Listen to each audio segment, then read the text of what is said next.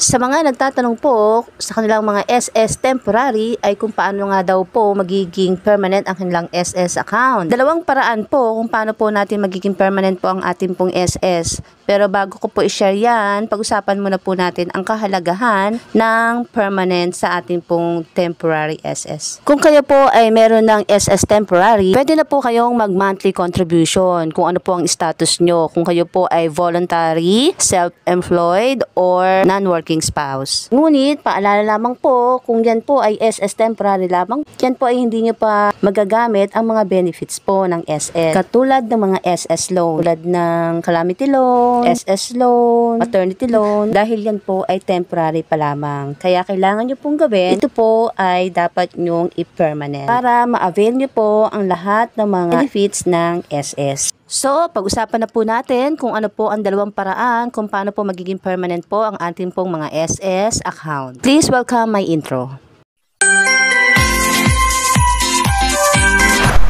Hi guys! Welcome back to my YouTube channel. If you haven't subscribed yet, please do subscribe to my channel and please feel free to watch my worship covers and informative videos.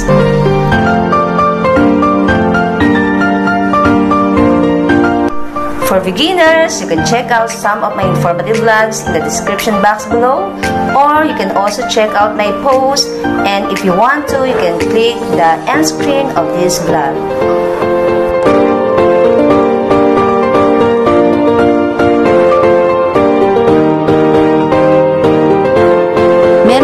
Paraan para maging permanent po ang inyong SS ay ang una po ay pwede po kayong mag-register doon po sa mismong SS website at pwede niyo pong isubmit doon ang inyong birth certificate. Paalala lamang po, dapat po ay once nyo lamang pong gagawin mag-register sa SS online sa website po para hindi po magkaroon ng conflict ang inyo pong SS account at magkaroon po kayo ng dummy account. Nakagawa na po ako ng video about po doon sa pag-register po ng inyong SS account through SS website. Paki-check nyo lang po ang link po dito banda sa taas sa kanan or sa comment section. Ilalagay ko po doon sa mga interested po at sa mga hindi pa nakakapag-online registration. At ang pangalawang paraan po, kung nahirapan naman po kayong mag-submit ng inyong birth certificate doon po sa SS website, ay pwede rin po kayong mag-walk-in sa SS branch sa pinakamalapit ng inyong SS branch. Ano-ano po ang mga requirement na dapat nyong dalhin? Una, kailangan nyo pong i-print out ang inyong pong SS registration, ang inyong pong SS number.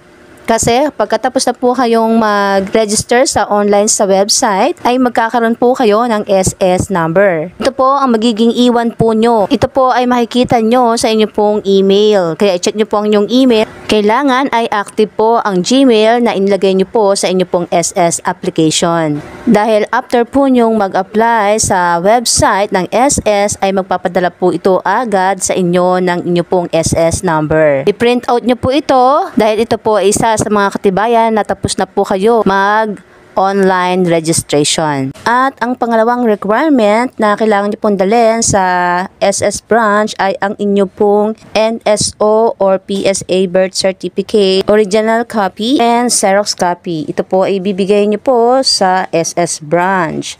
Kailangan po talaga ng birth certificate para po kayo ay maging permanent. Dahil i-check po nila ang inyo pong info at ang inyo pong buong pangalan kung ito po ay tamang spelling at ang inyo pong birthday. And last but not the least, bago ko po sabihin ang pangatlong requirement ay kung hindi pa po kayo nakasubscribe sa akin pong YouTube channel ay please do subscribe and click the bell notification para updated po kayo sa mga uploads po natin na katulad po nito. And pakibigyan na rin po ng like and share para ma-share nyo po sa inyo pong mga kamag-anak na wala pa po permanent SS. At ito na nga po ang pangatlong requirement kung kayo po ay mag-ESS walk-in. Magdala po kayo ng one valid ID. At least one valid ID na kailangan nyo pong dalhin. Ano nga po ang mga valid ID natin? Kailangan po ng government ID. Yan po yung mga valid ID. Katulad po ng postal ID, driver's license, PRC ID, voter's ID, PhilHealth ID, or kung meron po kayong pag-ibig ID, national ID, and etc. At least, one valid ID po ang inyong pong dadalhin. At kung wala naman po kayong mga ID na ito sa mga nabanggit na primary ID, ay pwede rin nyo pong dalhin ang secondary ID katulad ng barangay ID and NBI ID. Kung secondary ID po, ang dadalhin po nyo ay kailangan po at least 2 valid IDs na secondary. Yun lamang po mga kabenepisyo. Sana po nakatulong po ang video na ito. Maraming salamat po. Hanggang sa ulitin, please stay tuned. Thank you for watching, guys. As always, stay safe and pour out the blessing to be upon us. Please stay tuned.